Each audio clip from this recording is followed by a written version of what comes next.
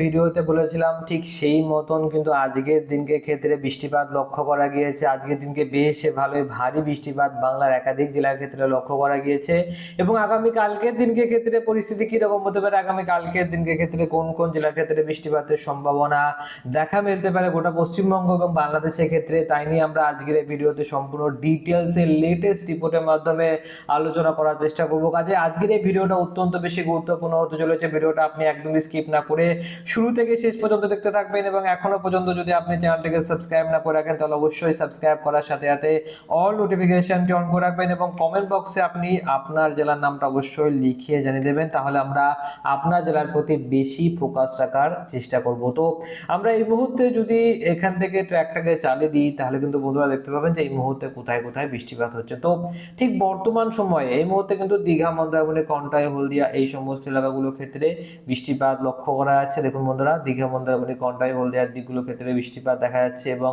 দেখুন এখানটা কলকাতা, খড়দা, বারুইপুর এই এলাকাগুলোর ক্ষেত্রেও কিন্তু বৃষ্টিপাত অলরেডি 9টার দিক লক্ষ্য করা গিয়েছে।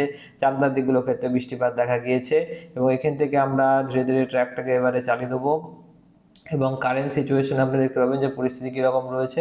তো বর্তমানে সিচুয়েশনে ধীরে ধীরে এই এলাকাগুলো থেকে মানে দীঘা, মন্দারমণি, কন্টাই, হলদিয়া এই সমস্ত এলাকা থেকে বৃষ্টিপাত আস্তে আস্তে সরতে আরম্ভ করে দিয়েছে।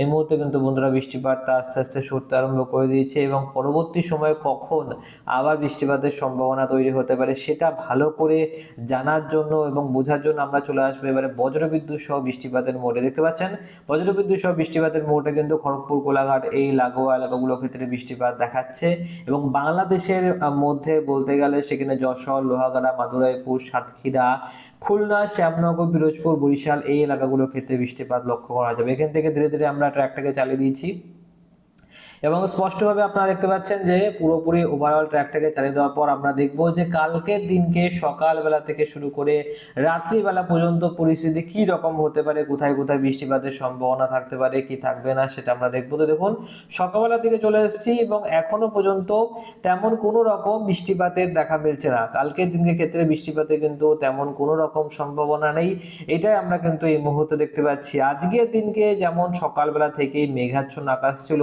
কালকের দিনকে ক্ষেত্রে কিন্তু তেমন টাইপের কোনো রকম সিচুয়েশন থাকবে না। কালকের দিনকে ক্ষেত্রে কিন্তু বেশ ভালোই রোদ ঝলমলে আকাশ লক্ষ্য করা যাবে এবং পরিস্থিতি কিন্তু ধীরে ধীরে পাল্টাতে আরম্ভ করে দেবে। এবং যদি আমরা এই মুহূর্তে একেবারে চলে যাই এবারে একটু যদি আমরা মেঘমেলা মোডে চলে যাই, মেঘমেলা মোডে আমরা দেখবো যে কালকের দিনকে ক্ষেত্রে আকাশে ঘন কালো মেঘ থাকবে নাকি সম্পূর্ণ রোদ ঝলমলে আকাশ থাকবে।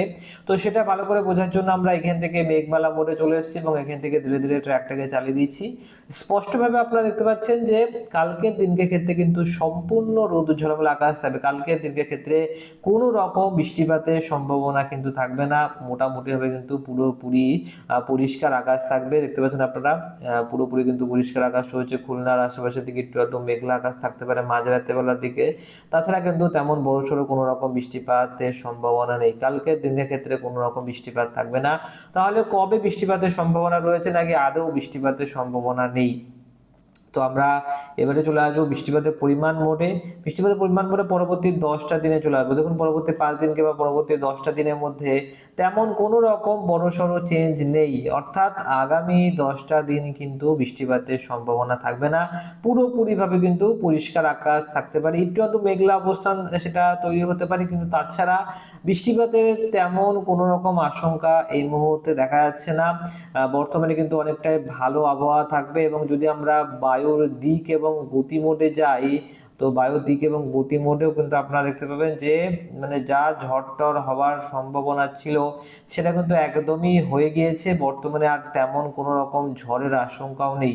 দেখুন চেঞ্জ করছে আমরা এগুলো, খুব বেশি একটা বড় সড়ো চেঞ্জেস লক্ষ্য করা যাচ্ছে না। পরবর্তী 24 দিন, পরবর্তী 3 দিনের ক্ষেত্রে উত্তরবঙ্গের দিকে একটু আধটু কিন্তু ঝড়ের সম্ভাবনা থাকবে। আগামী 3টে দিন পুরো উত্তরবঙ্গের দিকে ঝড় থাকবে, যেখানে 2 দিনাজপুর সহ মালদার দিকগুলোর ক্ষেত্রে মোটামুটি দমকা বাতাসের এফেক্ট বেশ ভালো মতন ভাবে লক্ষ্য করা যাবে। বাংলাদেশের ক্ষেত্রে রংপুর বিভাগের কিছু কিছু এলাকা রয়েছে যেমন ঠাকুরগাঁও, এছাড়া কিন্তু পঞ্চগড়, দিনাজপুর, রংপুর এই এলাকাগুলোর ক্ষেত্রেও ঝড় থাকতে পারে। কালাইয়ের দিকেও ঝড় থাকবে এবং বাংলাদেশের দিকগুলোর ক্ষেত্রে কিন্তু তেমন কোনো রকম ঝড় থাকবে না, কারণ এটা অলরেডি দমকা বাতাসের এফেক্ট অলরেডি কিন্তু হয়ে গিয়েছে।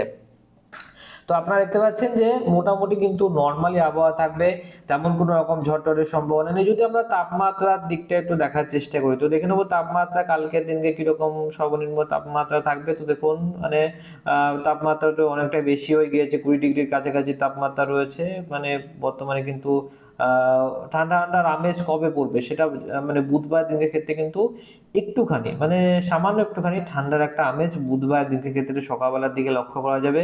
বৃহস্পতিবারের দিনকে ক্ষেত্রেও কিন্তু মোটামুটি তাই থাকবে।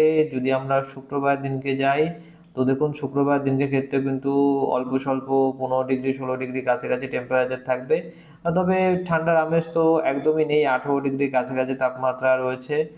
তো দেখুন টুকটাক একখানা যে হালকা বসন্তের যে একটা সকালবেলা শীতের আমেজ সেটাই কিন্তু লক্ষ্য করা যাবে। এছাড়া কিন্তু ভয়ঙ্কর যে ঠান্ডা তেমন কোনো রকম আশঙ্কা নেই, এবং ধীরে ধীরে এই তাপমাত্রা আস্তে আস্তে বাড়তে আরম্ভ করে দেবে। এটাই কিন্তু আমরা এই মুহূর্তে স্পষ্টভাবে দেখতে পাচ্ছি। তো ধীরে ধীরে আবহাওয়ার রূপ বদল হতে আরম্ভ করে দেবে, এবং ধীরে ধীরে বৃষ্টিপাতের যে আশঙ্কা সেটাও অল্প অল্প করে কমতে আরম্ভ করে দিয়েছে।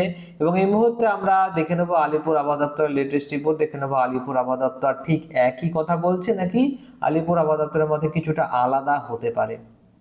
তো অন স্ক্রিনে আপনারা দেখতে পাচ্ছেন আমরা এই মুহূর্তে আলিপুর আবহাওয়া দপ্তরের তরফ থেকে দেওয়া লেটেস্ট রিপোর্টটা পেয়ে গিয়েছি, এবং সেখানে আমরা দেখতে পাচ্ছি 4 তারিখ আজকের দিনকে আলিপুর আবহাওয়া দপ্তরের মতে কালকের দিনকে উত্তরবঙ্গে এবং পরশু দিনকে ক্ষেত্রে উত্তরবঙ্গে কিন্তু সম্পূর্ণ শুষ্ক আবহাওয়া থাকবে। তারপরে 7 তারিখের পর থেকে দার্জিলিং এর দিকে অল্প স্বল্প হালকা বৃষ্টিপাত হতে পারে, এবং তারপর 8 তারিখের দিনকে ক্ষেত্রেও তাই থাকবে। কিছুটা নিচের দিকে আসলে দেখুন বন্ধুরা, এই মুহূর্তে আলিপুর আবহাওয়া দপ্তরের মতে আর কিন্তু কোনো রকম বৃষ্টিপাতের সম্ভাবনা নেই। কোনো রকম বৃষ্টিপাতের সতর্ক বার্তা আলিপুর আবহাওয়া দপ্তর দেয়নি। কালকের দিনকে পর থেকে কিন্তু আর কোনো রকম হলুদ সতর্ক বার্তা নেই। কিছুটা নিচের দিকে আসলে কিন্তু সেম টাইপের আপনারা রিপোর্ট দেখতে পাবেন, যেখানে আলিপুর আবহাওয়া দপ্তর ক্লিয়ারলি বলে দিয়েছে যে আগামী 4টে দিন কোনো রকম বৃষ্টিপাতের আশঙ্কা থাকবে না। তবে ঝাড়খণ্ডের দিকে আজকের দিনকে যা ঝড় হয়ে গেছে সেটা হয়ে গেছে। ওভারঅল আপনারা যেটা দেখতে পাচ্ছেন দেখুন, উত্তরবঙ্গ হয়ে গেল, এছাড়াও দক্ষিণবঙ্গ হয়ে গেল, এছাড়াও সিকিম, বিহার, ঝাড়খণ্ড, উড়িষ্যা, আন্দামান নিকোবর দ্বীপপুঞ্জ, কোথাও কিন্তু ঝড়ের আশঙ্কা নেই এই মুহূর্তে। তো এখানটায় আমরা ধীরে ধীরে কিন্তু যদি নামাই তাহলে দেখতে পাবেন যে সতর্কবার্তা যেগুলো দেওয়া আছে সেগুলো কিন্তু অলরেডি নর্মাল একটা সতর্কবার্তা দেওয়া রয়েছে।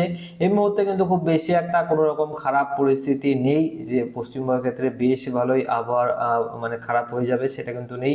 দেখুন এখানে ক্লিয়ারলি বলে দেওয়া হয়েছে যে no large change in day temperature, মানে দিনের তাপমাত্রা কিন্তু খুব বেশি একটা চেঞ্জ হবে না পরবর্তী 5টা দিন।